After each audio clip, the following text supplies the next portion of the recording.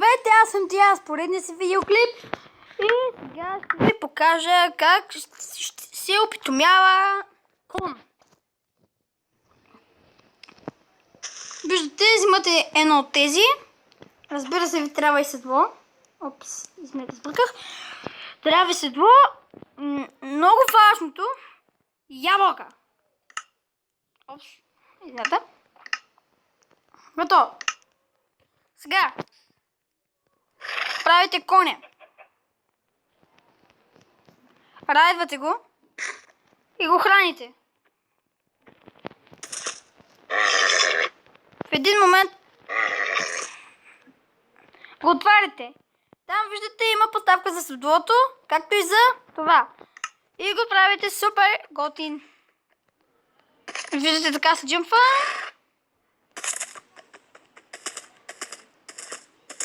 Може да го направите мега бързия. Само че в момента бронята много му тежи. Да го нахраним, готово се. Виждате, он се направо го изяде. Сега ще ви покажа как да го вържите. Първо ви трябва такова лъженце. После вземате това. Слизате от коня, слагате го. Така, слиш го, фащаш, го слагаш там и си имаш конна къща. Да, наистина е много готин и от всякъде може да го намерите.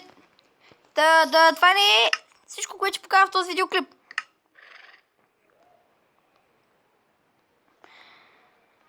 Виждате най-новите чудовища.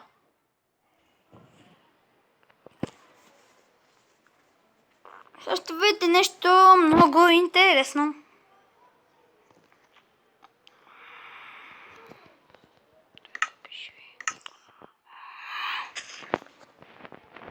Виждате, ще направя Айрон Голем.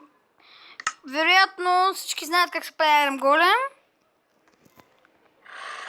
Ще взема едно яйце на това. И вижте най-новото чудовище. Много готино чудовище, а? Скелетен кон. Сега да видим дали този Айрон Голем ще реагира на това. Виждате, стои като дърво.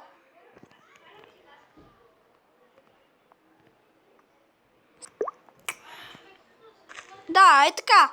Виждате, нищо не прави. Ще е тъп. Но слагайте тези тримата. Виждате, техният меч е отровен. Защото пуска отрова, която се отнема сърчицата. И виждате, вече има специално яйце за това. Няма нужда да ходите до Ада да го казвате.